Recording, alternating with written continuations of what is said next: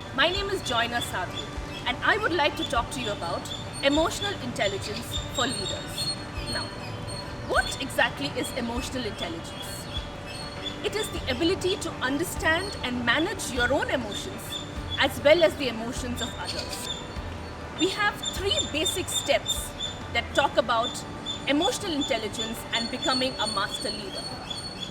Step 1, leading yourself. Remember, no one is perfect. You need to be able to learn from your mistakes. Accept your challenges.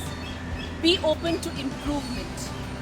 As a leader, you need to be highly motivated. Set high standards for yourself and challenge yourself. And last but not the least, remember, you are a leader.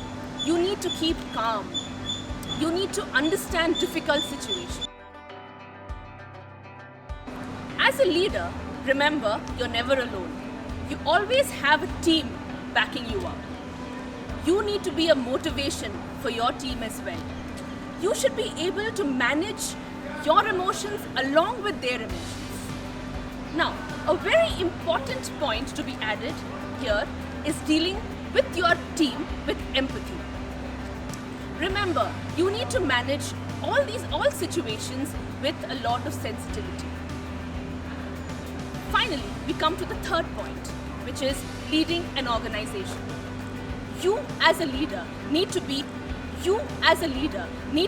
a visionary. You need to be able to inspire people. Remember, it's not just about you. It's also about everybody else around you. You should be able to manage relationships with your partners and stakeholders.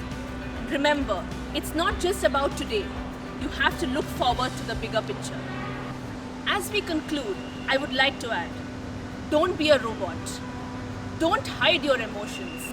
Remember, it's not just your strategy and your technical thinking that helps you be a perfect leader, but also emotional intelligence. Thank you.